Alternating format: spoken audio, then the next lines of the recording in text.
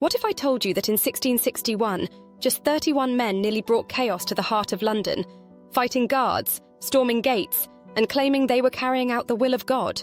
This isn't fiction.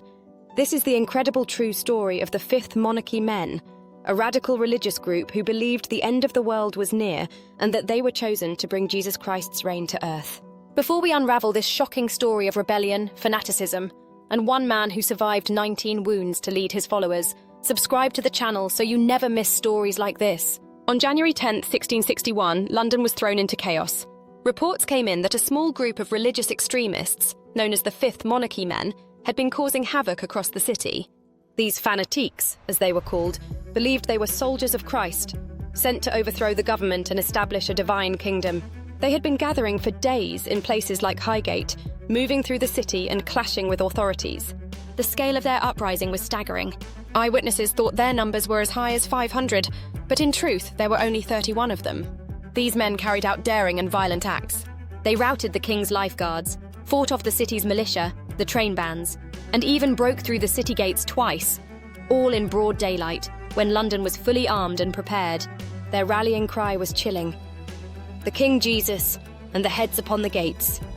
This referred to their belief in Jesus' imminent return to reign as king, and their desire to see the oppressors overthrown. The rebellion reached its peak when the group attempted to storm the Compter prison to free inmates and recruit them to their cause.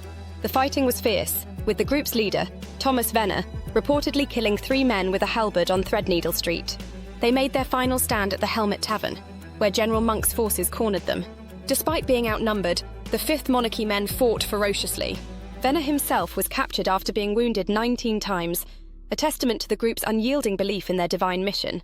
The Fifth Monarchy Men weren't just rebels, they were driven by a vision of a utopian society.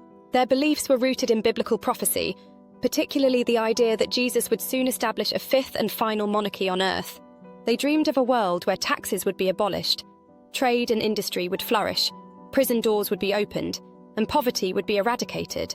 To them, this was not just a dream, but a certainty, one they were willing to die for. Ultimately, their rebellion was crushed, and their leader, Thomas Venner, was executed.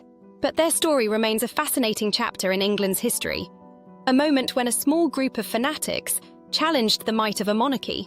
It's a reminder of how powerful ideas, even when held by just a few, can shake an entire city to its core.